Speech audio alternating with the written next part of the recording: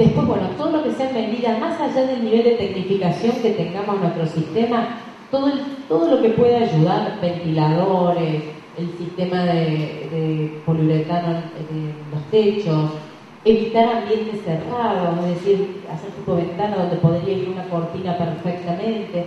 Son ambientes muy anchos que evitan no solamente la entrada de luz, sino también una correcta ventilación, sobre todo para los animales que están aquí al medio.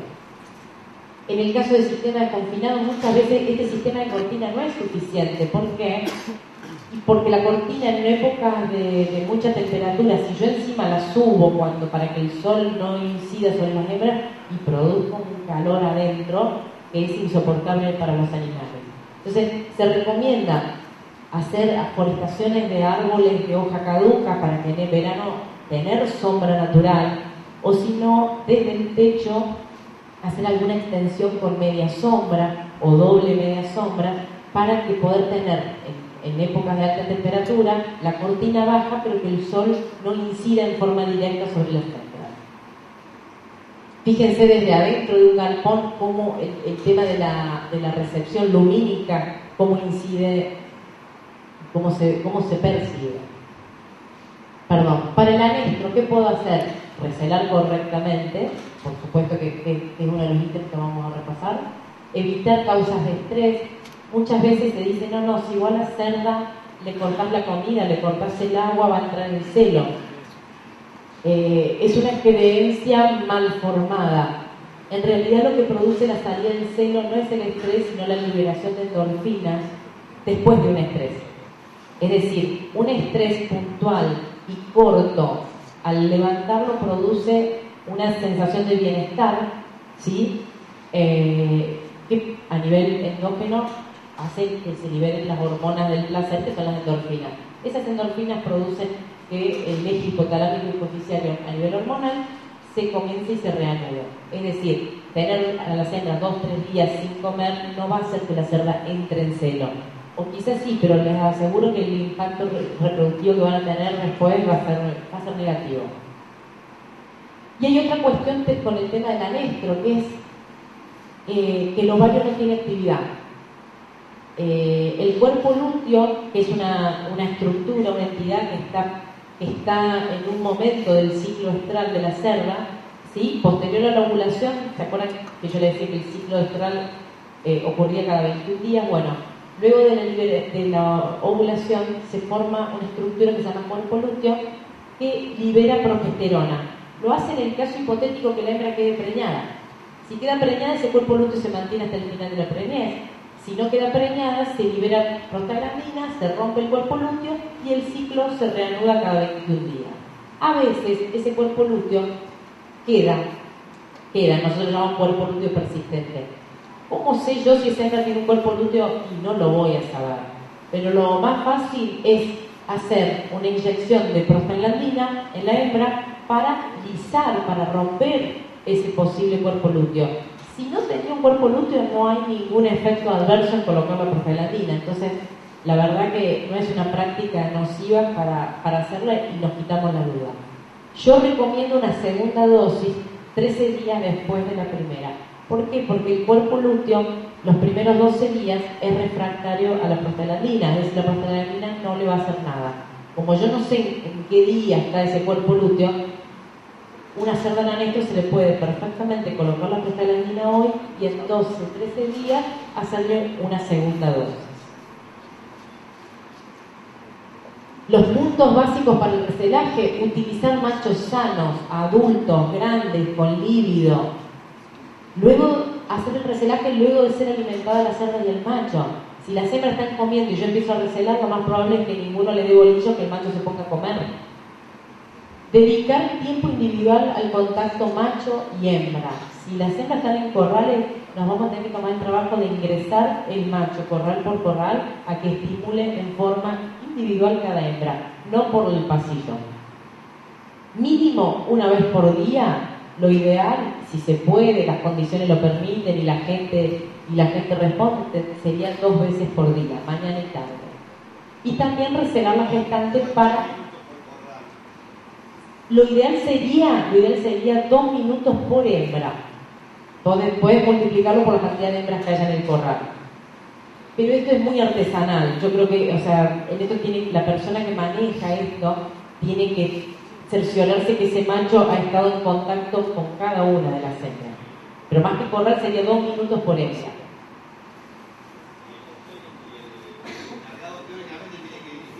Sí. Exactamente. No. Y esa es una falla muy común, porque vos entras y están recelando y el macho está con las hembras y el señor está mandando un mensaje de texto en la puerta. Es muy común de encontrar eso. Es un trabajo donde hay que tomarse la dedicación de dirigir al macho con cada una de las hembras, ¿sí? Sobre todo porque las hembras que son más sumisas o que todavía no están en celo no van a ir a buscar al macho, o el macho no se va a dirigir específicamente a ellas. En cuanto a los servicios, cubrir hembras sanas, ¿sí? Recordar que la ovulación ocurre al final del celo, ¿sí? Entonces, mientras la cerda esté en celo, acuérdense que la ovulación es al final, vamos a tener que continuar con las cubriciones. Emplear esquemas de cubrición no menores a 12 horas entre cubriciones, ¿sí? Y evitar las horas calurosas, ya sea para la monta natural o para la inseminación artificial. Fíjense, por ejemplo, esta hembra enferma, flaca, con sarna, dentro del grupo sale en celo, porque la pobrecita salió en celo. Pero una hembra en este estado es muy difícil que lleve una preñez saludable con un tamaño de camada óptimo, ¿sí? Entonces, en esto es bueno arrancar bien, o sea, arrancar con hembras, con un plantel sano, con unas hembras que estén en una buena condición corporal.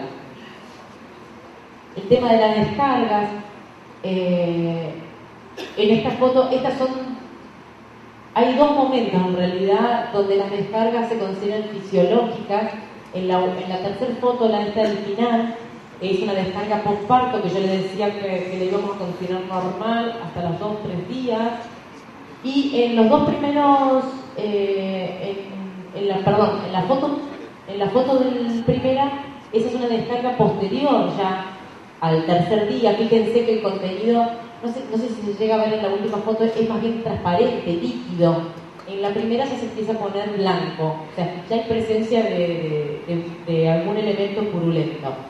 Y la foto del medio es una hembra que salió en celo y empieza a tener esa descarga. Esa descarga también es natural, es normal, ¿sí? Porque se abre, en el momento del celo se abre el cuello del útero, entonces hay más glóbulos blancos, más leucocitos presentes, entonces es normal la presencia de una ligera descarga en el momento del celo. No se asusten, no lo asocien a infección. Por supuesto que esto hay que controlarlo, chequearlo, de que no persista, de que no tenga un olor fuerte, un olor feo. La hembra de reposición, la famosa cachorra. Esta es la hembra, como lo dice ahí en mayúscula, que va a estar en el sistema de producción por los próximos 3 años mínimo. Entonces, esta es la hembra a la cual hay que apuntar toda nuestra energía, establecer criterios de cubrición correctos y respetarlos, porque cuando empezamos a fallar en esto, producimos una hembra que no se desarrolló al máximo potencial que podía, y es la hembra que va a estar permaneciendo en el sistema y no de manera óptima, ¿sí? Independientemente de que el manejo, la nutrición, la inseminación, la monta sea adecuada, esa hembra no la dejamos desarrollarse a su máximo potencial. Entonces, un ítem sería calcular cantidad de hembras a reponer por mes, es decir, qué reposición yo debería de tener y tratar de tener un número fijado. Puede ser por mes, puede ser por semana, puede ser por año, todo depende también del tamaño de la población de hembras que tengamos a reponer. Origen conocido, y mientras mejor sea el origen, nosotros nos estamos asegurando una muy buena genética, con lo cual los resultados reproductivos van a ser muy buenos, pero hoy la genética va de la mano de la sanidad, ¿sí? Hoy las empresas de genética no solo trabajan en genética, sino que están trabajando, invirtiendo mucho en un estatus sanitario de excelencia. Entonces, realmente invertir en genética significa invertir en sanidad. Yo estoy incorporando animales con garantía sanitaria. Tener un plan sanitario de recepción, un plan de antibióticos para recibir a esas hembras o para medicarlas en algún momento, lo que le llamamos un plan filtro o un plan de bienvenida, ¿sí? Un plan sanitario vacunal, es decir, vacunas, qué esquema de vacunación, sobre todo con el tema de parvolepto, que son las vacunas con impacto reproductivo, cuándo las voy a hacer y cuáles son los criterios de cubrición que yo voy a respetar. Y en estos criterios de cubrición generalmente nos manejamos con 3 ítems: peso, edad y ciclicidad. En ese orden. El orden que le di no es arbitrario. ¿Por qué peso antes que ciclicidad? Porque el peso a mí va de la mano con la reserva energética que tiene esa cachorra para enfrentar una futura preñez, una futura lactancia y una nueva preñez. No se olviden que la cachorra culmina su desarrollo a la segunda gestación. O sea, todo ese tiempo, hasta el segundo parto, la hembra se está desarrollando. Entonces, no alcanza lo que ella coma como aporte energético, sobre todo, para los requerimientos altísimos que tiene. Entonces, con un peso mínimo de 140 kilos, yo me estoy garantizando un espesor de grasa que va a actuar como reserva energética para todos estos procesos que demandan mucha energía. La edad va de la mano con el peso, aparte me permite ver que es una hembra con una buena ganancia diaria, es decir, hembra de 220 días, ¿sí? Con un peso de 140 kilos. Y por último, la ciclicidad, 1, 2 celos previos, ¿sí? Ese es el orden de importancia que debemos darle. Una hembra que cubrimos muy chiquita, que no llega a ese peso, es una hembra que permanentemente va a estar en un escalón abajo de la energía. O sea, no va a llegar nunca a la cantidad de energía que necesita para toda esta demanda que tiene. Los machos. El plantel de machos que tenemos que tener, más allá de la genética que elijamos tener, es que la mitad de los machos tienen que tener entre 1 año y 2 años. En este momento, con esta edad, es cuando el macho tiene su pico de productividad, su pico de calidad seminal, su pico de líbido, ¿sí? En el caso de la inseminación artificial, su pico de conservación de esas dosis seminales. Y es importante que tengamos en cuenta dónde los tenemos alojados, qué nutrición les damos. No se olviden que el macho tiene requerimientos especiales que no tienen otras categorías, sobre todo en lo que es vitaminas, selenio, que son minerales y vitaminas que son esenciales para la membrana del espermatozoide, y que cuando le damos a estos machos raciones de otras categorías, como gestación, como lactancia, como un desarrollo, empezamos a tener carencias. Entonces el macho va a tener buena libido, si los espermatozoides los vemos al microscopio va a tener buena motilidad, pero esos son espermatozoides con muy poca vida media adentro del tracto uterino. Un plan sanitario también para los machos, ya sea de medicamento y de vacuna, y luego establecer qué frecuencia de uso le vamos a dar a los machos para descansar. Recuerden que el testículo produce permanentemente espermatozoides, pero que esos espermatozoides necesitan de un tiempo de capacitación adentro del testículo. Es decir, cada vez que se producen no están aptos para fecundar. En el caso de la inseminación artificial, vamos a hacer extracciones entre 5 a 7 días. Y en el caso de la monta natural, depende del esquema de montas que tengamos, vamos a dejar al macho descansar tantos días como montas haya hecho. Y esto es importante que se queden con este número. El espermatozoide recién producido en el testículo tarda 45 días en estar apto para fecundar. Entonces, fíjense, a veces estamos hablando de casi 2 meses. Es decir, un macho que estuvo expuesto al calor, al sol directo, hace un mes y medio, todavía puede estar afectada su calidad espermática. Entonces, cuando nosotros tenemos a los machos en situaciones puntuales de estrés, sobre todo de temperatura, recuerden que la calidad espermática se va a ver afectada por los próximos 2 meses. Entonces no es un hecho menor cuando a veces justamente lo que nos sobra son machos. Entonces es importante que cuidemos los que tenemos y que los prevengamos, que tengamos un alojamiento acorde a las necesidades, ¿sí? En este caso, bueno, lo que ustedes están viendo es un macho con una epididimitis. Fíjense que en la gestación donde ocurre la implantación es muy importante no moverlas, no trasladarlas, no exponerlas a cualquier factor estresante, evitar cerdas obesas, asegurarse una buena cantidad y calidad de agua, que es el principal nutriente, evitar la humedad, la ventilación, una buena ventilación y una buena iluminación, y también ubicar, si se puede, machos entre las hembras gestantes. Sobre todo los primeros 30 días, la presencia de los machos favorece la implantación embrionaria. Como diagnóstico de preñez, lo más fácil es recelar a las hembras preñadas a las 3 semanas buscando las repeticiones regulares y a las 6 semanas con macho. Y como diagnóstico de preñez se puede utilizar también en forma precoz a las 4 semanas y también algunos días antes, hasta el día 28, el ultrasonido, que acá lo ven en la fotito, es un aparatito que lo que se hace es colocarlo sobre la línea mamaria de la cerda, como si quien apunta para la cabeza del animal, y lo que hace es detectar el líquido amniótico, ¿sí? Lo hacemos justamente hacia la cabeza de la cerda, porque si lo hacemos para arriba, lo que vamos a detectar es la orina de la vejiga y nos va a dar como positivo. Y no nos olvidemos de chequear el tema nutricional, ya sea calidad de agua, los niveles adecuados de energía para que se cubran esos requerimientos energéticos, cantidad y el tema de micotoxina. Sobre todo buscando el tema de cerealenona, ahí tienen una fotito con cómo produce el aumento de la vulva, ¿sí? En una cachorrita, y que a veces no nos olvidemos que el tema de micotoxina no es solamente apuntando a las materias primas, sino que puede estar en el silo, en el alimento fabricado o en el dosificador, como en el caso de la foto, ¿sí? La sanidad empieza desde la prevención. No solamente nos va a evitar un montón de fallas, sino que aparte económicamente es mucho más barato. Adquirir reproductores de origen seguro, establecer un plan sanitario básico de medicamentos y de vacunación, mantener la higiene y la limpieza de las instalaciones, ¿sí? Y también la bioseguridad, evitar el ingreso innecesario a estos sectores.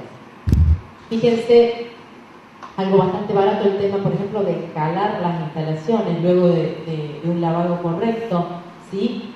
La cal funciona como un muy buen secante, como un muy buen astringente, evitando, digamos, la proliferación de aquellos microorganismos que quedan.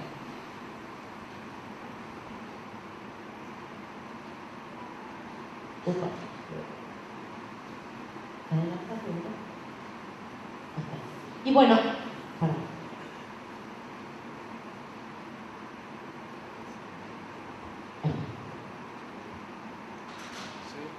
y otra, gracias. Y simplemente para mostrarles una foto, el tema de la inseminación artificial, esta también puede ser una herramienta que ustedes pueden tener en cuenta para mejorar, para optimizar los resultados reproductivos, ¿sí? No requiere ni grandes tecnificaciones ni grandes inversiones, es más que nada lo que les dije al principio, adoptar buenas prácticas de manejo, o sea, capacitación y buenas prácticas. Esto nos va a permitir inseminaciones dirigidas, poder adquirir machos de mejor y mayor mérito genético, porque ya, digamos, al macho el rendimiento de los machos es mayor, ¿sí? Y aparte vamos a tener justamente un montón de resultados inherentes a la productividad o a la mejoría que viene de la mano con esos machos de alto mérito genético. Es decir, la inseminación artificial nos va a dar una mejora desde lo reproductivo y también desde lo productivo. Por último, para concluir, simplemente hacer un raconto de lo que estuvimos viendo. Detectar las fallas reproductivas es tan importante como solucionarlas, ¿sí? Y vuelvo a lo mismo, cuando hablo de detectar, no es quizás llegar al diagnóstico presuntivo del agente causal, simplemente saber que yo estoy teniendo un problema con este tipo de fallas. Suelen obedecer a factores integrales, no es tan fácil tampoco, muchas veces hay que dilucidar entre un montón de factores que afectan en formas de sumatoria. El diagnóstico de las fallas se apoya en los registros y en los datos que podamos tener de nuestro sistema. Y por último, el control de las fallas radica en una correcta rutina de trabajo. Así que bueno, les quiero agradecer la atención, les quiero agradecer la participación y por supuesto a toda la gente del INTA, la invitación de corazón que para mí es como mi segunda casa.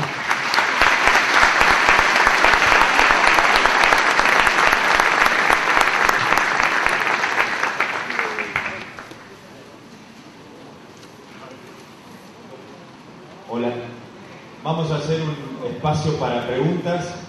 Les pedimos que no se muevan del auditorio porque viene la segunda charla para poder cumplimentar con el horario y después ya dejarlos liberados para que a la tarde puedan aprovechar las otras actividades que, recuerden, comienzan a partir de las 14 horas.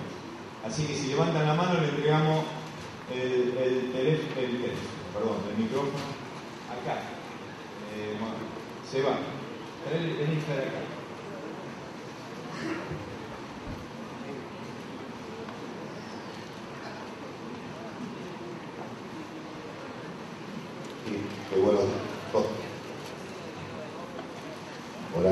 Buenos días, doctora. Yo soy de La Pampa. Y ahí tenemos, en general, mucha lejanía, o sea, no hay nubes, por lo tanto, nosotros estamos muy dispuestos al sol.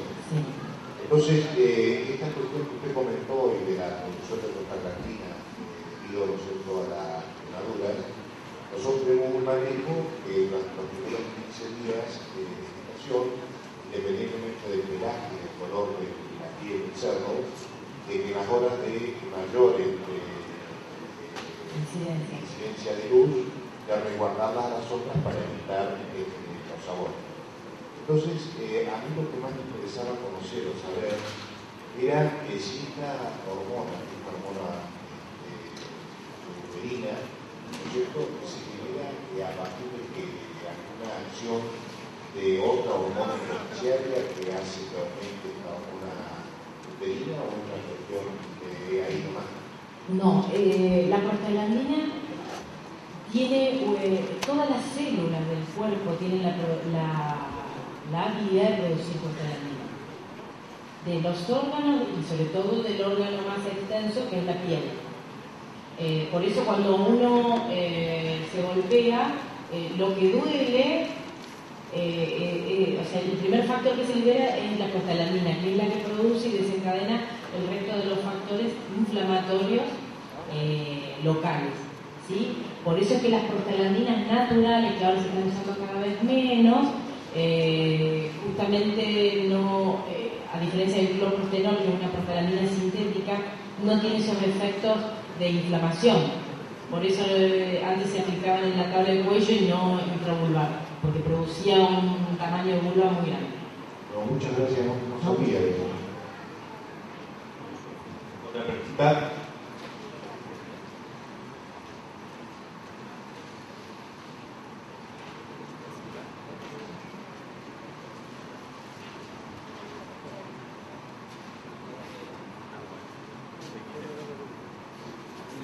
Hola, buenas charla primero. Dos preguntas.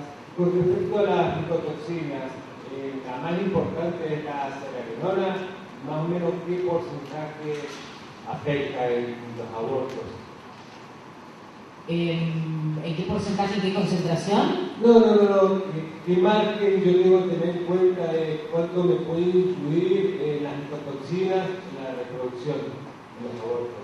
La más importante de las micotoxinas en reproducción sí es cerealenona.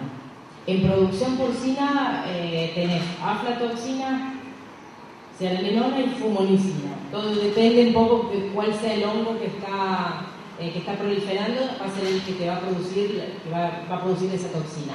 En reproducción sí la que más afecta en forma directa es cerealenona.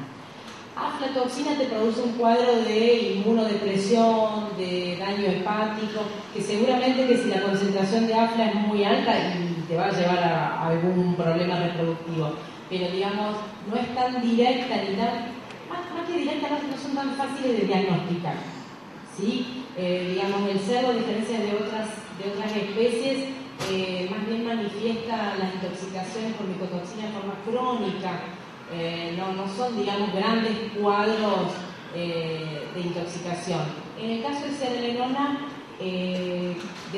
depende de la concentración de Serralenona que esas cerdas ingieran, va a ser la incidencia que tenga en el tema de los abortos. Entre 5 y 10 ppm, que no es tanto de Serralenona, vas a tener una gran incidencia, sobre todo en el tema de microabortos, o sea, abortos de 45 o 50 días, ¿sí?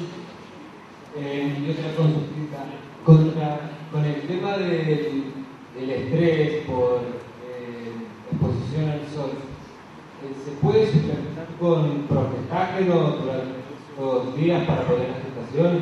No, el progestágeno, a diferencia de, por ejemplo, de los perros, no te va a mantener. Hay trabajos que son muy inconsistentes, pero no te va a mantener la preñez. Lo que hay desarrollado el cerdo a nivel de progestágeno es lo que estuvimos mencionando acá, más un sincronizador y un ordenador de celos para, digamos, poder ordenar las posiciones. No te va a mantener. Es más, hay otros trabajos que justamente hablan de evitar el uso de progestágeno en etapas tempranas de la preñez, pero no es un paliativo. Muchas gracias. No, por favor. Hay cerdas que tienen suficiente freno con mayor cantidad de freno que otras. ¿Puede ser un factor favorable para que se tiene? Muy relativo, porque no solamente es la incidencia directa, sino el calor también de la temperatura que tiene a la que está expuesta la hembra. Bueno, ahorita es muy finito, pero más. Sí. Es muy relativo. Bueno, la última pregunta. Usted manda, si usted quiere no pregunto nada. No, ¿cuál es el protocolo que ustedes aconsejan de filtro de ingreso al establecimiento con los antibióticos y las vacunas? Es decir, ¿cuál sería, digamos, la receta que se está usando más habitualmente? Más habitualmente, saquemos de lado genéticas que son libres de micoplasma, que es un manejo diferencial con el tema de los antibióticos. Cuando uno recibe los animales, lo ideal sería recibirlos con una combinación de antibióticos que sea un macrólido y alguna tetraciclina. Con eso uno tiene un espectro bastante amplio, sobre todo de bacterias como Brachyspira, Lawsonia, Mycoplasma, y por el otro lado bacterias, digamos, más secundarias, como puede ser una Bordetella, una Pasteurella, ¿sí? Después, eso en cuanto a antibióticos. En lo que es el plan vacunal, lo ideal en la vacuna del parvovirus, que se debe de aplicar de rutina, o sea, hoy ya no es una vacuna que se cuestione si hay que aplicarlo o no, es una doble dosis a las cachorras. Lo ideal es que la segunda dosis sea por lo menos 3 semanas antes de recibir la purrición la hembra. ¿Por qué? Porque esas 3 semanas le permiten a la hembra levantar una inmunidad suficiente para estar protegida contra parvovirus. Amén de la vacuna, es importante la exposición natural a las cepas del parvovirus local. Es decir, las vacunas son muy buenas, muy efectivas y generalmente se aplican bien. Pero eso no exime de que haya cepas de parvovirus locales las cuales pueda afectar a las cachorras. Es una práctica bastante usual, es a las cachorras darle durante un mes en el corral una cuchara de materia fecal de bosta de hembras paridas de la primera semana. La mayor carga de parvovirus se excreta en la primera semana postparto. Entonces ahí tenemos una muy buena fuente de parvovirus para que las cachorras estén expuestas previo a ser cubiertas. Muchísimas gracias. Gracias. Un aplauso nuevamente.